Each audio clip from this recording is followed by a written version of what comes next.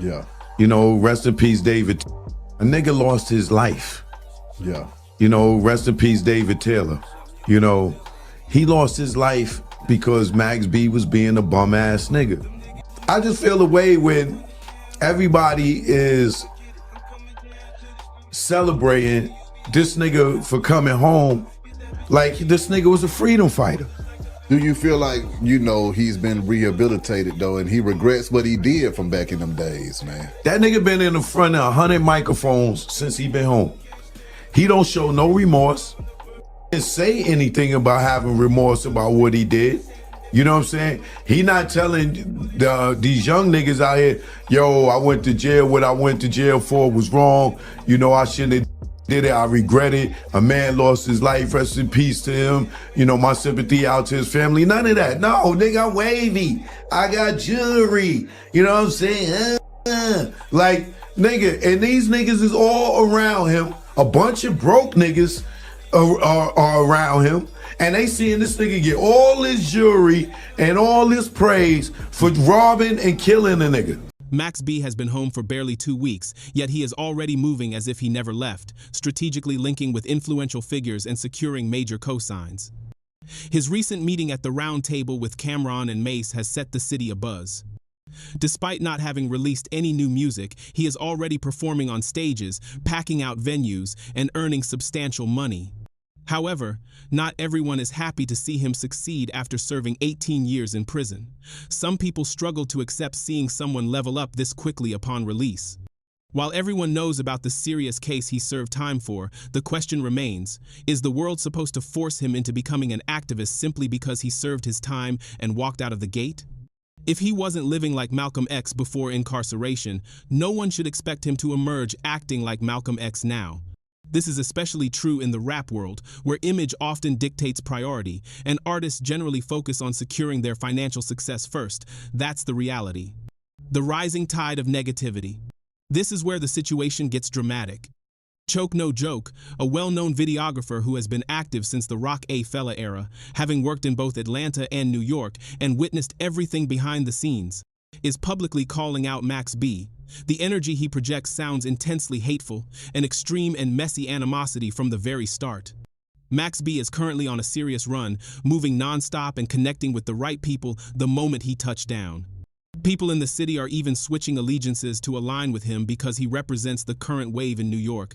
Every club he attends is packed, and the excitement surrounding his win is palpable. Furthermore, he is already back in the studio with Harry Fraud, the same producer who has been crafting Max's signature sound for years and has consistently supported him. That collaboration alone has the streets talking. Yet, despite all the positive attention, a noticeable layer of hatred is floating around. Choke No Joke's history. Credit is due to Choke No Joke. He has indeed put in years of work as a videographer and producer, having been everywhere behind the scenes, particularly during the classic Rock A Fella days. His hustle was undeniable, and he earned his position. However, it is equally important to acknowledge that Choke No Joke has a history of conflict with nearly everyone tied to the Rock A Fella era. This history follows him, and certainly colors his commentary on new situations. He has been involved in public disputes with people he once worked closely with, such as Cameron, and has also spoken negatively about Jay-Z. Now, he is focusing his attention on Max B. Max B is currently making the smartest possible moves by sitting at the round table with some of the biggest voices in Harlem. The last thing he needs is a cloud of negativity attempting to follow him. While not everything should be labeled as hate, the tone in Choke No Joke's commentary is distinct and tells the whole story, spilling out heavily. Meanwhile, Max B is out here truly living life. He has locked in with Cameron and Mace, who are ready to push him to the next level without hesitation. This is smart business and a wise alignment. These figures are making significant moves in the industry, especially with their talk show, It Is What It Is, Cameron's sports show with Maze. They are building their own lanes and earning real money, and they are now positioning Max B in the right place, which is why he is sitting at that round table with them. What Choke No Joke is saying about Max B's return is intense. On one hand, it is essential to be respectful and remember that a person did lose their life in the original situation, and peace should be extended to that man. The case was serious. However, the paperwork shows that Max was not actually present at the scene of the tragedy, though decisions he made did contribute to the beginning of the situation. That is the undisputed reality. With that history in mind, one must consider what this videographer, or as the speaker calls him, activist Choke, No Joke, had to say, as his intense comments have instantly captured the internet's attention. Choke No Joke jumped in heavily, suggesting Max B came home moving reckless, seemingly attempting to act as judge and jury. He claims Max B shows no remorse, but the man just served 18 years behind bars, a significant amount of time, especially considering he was originally sentenced to 75 years before that time was reduced. Clearly, the court saw enough in his case to lessen the sentence. Now, people expect him to come home and jump in front of a camera to express regret. Why should he need to do that when he has already served his time? Most rappers demonstrate their growth through their actions, work, and demeanor, not through prepared speeches. It is also important to be realistic about the Harlem energy of that time. Everyone was struggling and trying to find a way out, and sometimes people made wrong moves to get ahead. This doesn't excuse anything, but it provides context for the era he came from. While not everything Choke No Joke says is completely false, and some of his points may be valuable for a younger audience to learn from, Max B has only been home for 2 weeks. This conversation is premature and overly dramatic for a man who has just re-entered the world. People are acting as if Max B was supposed to return and start preaching life lessons, but that was never his persona before he was incarcerated. Before jail, he was beefing with Jim Jones, making money, moving wavy, and living like a Harlem artist at the height of his career. That was the Max B that people connected with and the lane he built. Therefore, Choke No Joke's continuous criticism feels like straight hatred. His tone sounds like someone who has had issues with almost everyone in the industry and is now throwing shots at Max B, perhaps trying to go viral off the moment, which the clip successfully did. In New York City, when someone comes home attempting to move better, people want to see them win. Some show their growth through their actions, not by delivering speeches they never gave before. Demanding that Max B suddenly become an inspirational speaker makes no sense and feels like forcing expectations that were never his to begin with. Now that Max B has the official cosign from Cameron, things are looking very different. Considering Choke No Joke was recently involved in a public beef with Cameron, throwing minor shots back and forth on live streams, one has to wonder if this sudden wave of hate is actually coming from a place of suspicious, indirect retaliation. Yeah. You know, rest in peace, David. A nigga lost his life. Yeah. You know, rest in peace, David Taylor. You know, he lost his life because Max B was being a bum ass nigga. I just feel the way when everybody is celebrating this nigga for coming home like this nigga was a freedom fighter. Do you feel like, you know, he's been rehabilitated though, and he regrets what he did from back in them days, man? That nigga been in the front of 100 microphones since he been home. He don't show no remorse. He didn't say anything about having remorse about what he did. You know what I'm saying? He not telling these young niggas out here, yo, I went to jail. What I went to jail for was wrong. You know, I shouldn't have did it. I regret it. A man lost his life. Rest in peace to him. You know, my sympathy out to his family. None of that. No, nigga, I'm wavy. I got jewelry. You know what I'm saying? Like, nigga, and these niggas is all around him. A bunch of broke niggas are around him. And they seeing this nigga get all his jewelry and all this praise for robbing and killing a nigga. To be completely honest, Choke isn't truly from the city. He was one of those individuals who was lucky enough to be associated with major names like Jay-Z, Dame Dash, and other powerful figures from the old Rock A Fella era. I respect the grind and the work he put in behind the scenes for years. But this recent behavior has to be a joke. There is no way he is serious talking like this. He is criticizing Max B for having broke people around him. However, what rapper doesn't have people from their community or the block in their circle? That dynamic is foundational to hip-hop, and it's how artists stay grounded. I'm trying to understand where all this negativity is coming from, because it feels deeply personal, as if it's built upon old issues he's had with other people in the industry for years. I know Choke went through a lot during the Rockefeller days, and I am not trying to diminish the work he put in, but this current situation does not reflect well on him at all. Coming at Max B right when he is actively rebuilding, his life looks messy and bitter. Frankly, it's a bad look. Since when did Max B need to start preaching to kids? That was never his primary focus before, so why demand it now? By linking with Funk Flex and moving around to rebuild his career, it is clear that Max B is still finding his lane in the industry. That is completely normal after 18 years away. He is still figuring things out, reconnecting, and learning the new landscape. Those are the facts. What he absolutely does not need right now is unnecessary negativity from people who should know better. Nobody in his circle wants that energy around him, and honestly, no one in the city wants to see it either. I hate this situation for Max B because he is focused on his life and his grind, and I hate it for Choke too, because this kind of hatred doesn't help him either. Max hasn't even truly started talking yet. His first interview just dropped today. He hasn't jumped into long conversations, hasn't spoken his full truth, and hasn't done anything except perform, reconnect, and stack up some well-earned money. He is simply trying to live life and get back to work. Let's be real. Serving 18 years in the penitentiary is more than enough payment for past mistakes. That brother paid his dues fully, twice over. For him to come home and sit at the round table with Ma Dollar E and Cameron is a major accomplishment, something he earned through survival and resilience. But this hate coming from Choke looks nasty. It is pouring out heavily, like something sitting deep in his chest. My guy, you need to genuinely cleanse yourself. Right now, it just looks messy.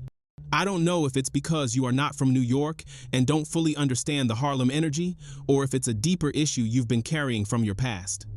Whatever it is not a good look when a man is simply trying to stand back up and rebuild his life. Max B linking with Funk Flex and moving around the city shows he's rebuilding his whole career step by step, which is exactly what anyone would expect after being gone for 18 years. He is still locking back in, still reconnecting, and still studying the new game. That's real life, and what he absolutely doesn't need right now is extra negativity from people who should be cheering him on instead of tearing him down. Nobody around him wants that energy, and honestly, the whole city is tired of seeing that kind of noise.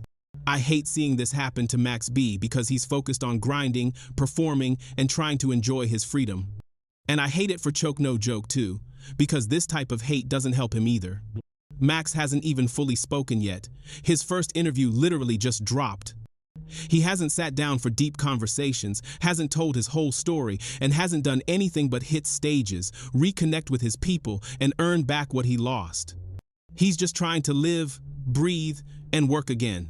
And let's be honest, doing 18 years in the penitentiary is more than enough payment for your past.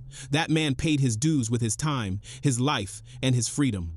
So, for him to come home and sit with Mase and Cam at that round table, that's not just a moment.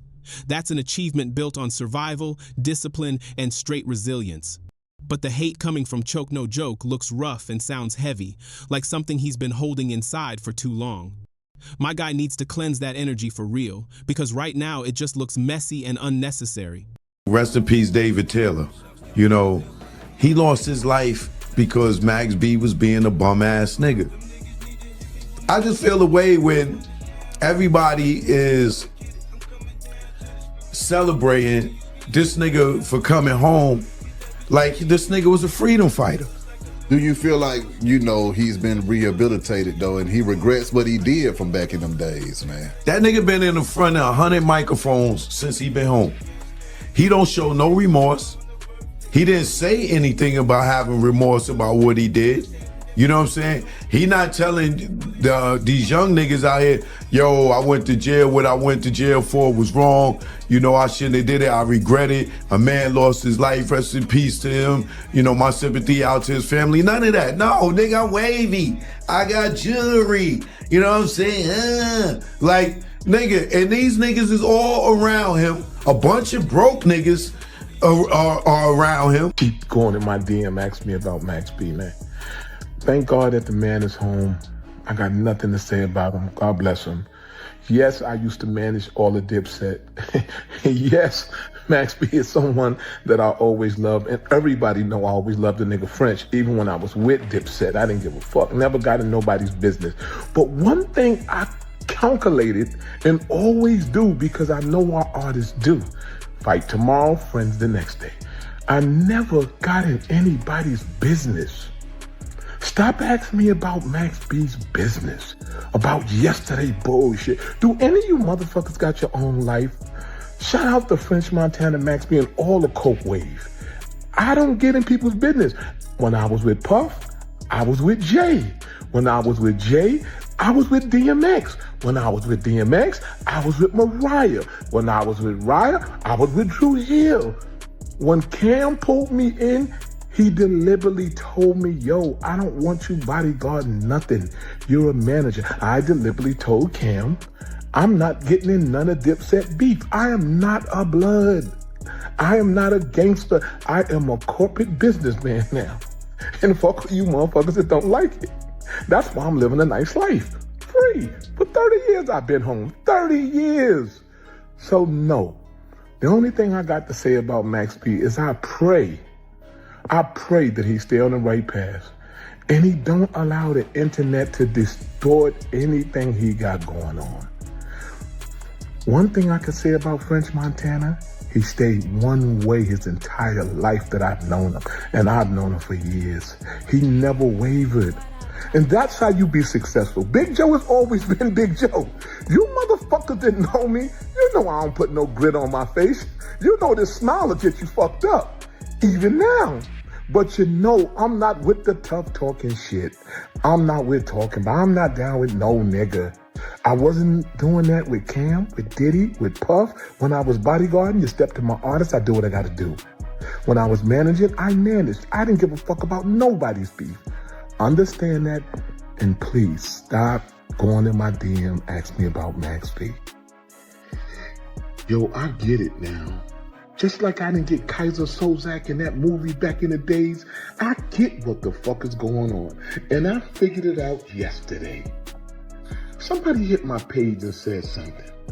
They said, yo, Joe, man, 12 years ago, you didn't fight for Cam, man. When True Life stepped to him, you was right there. And I said to myself, I'm about to go hard on this nigga. Like, yeah, motherfucker, real motherfuckers don't fight for motherfuckers ain't starting no fight themselves. They don't do that. You gotta start your fight, then I get in it. Especially if I don't work for you no more, but then I thought about it. I said, hold up.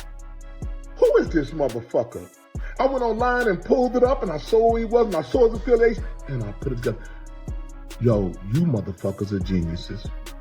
This shit is all orchestrated.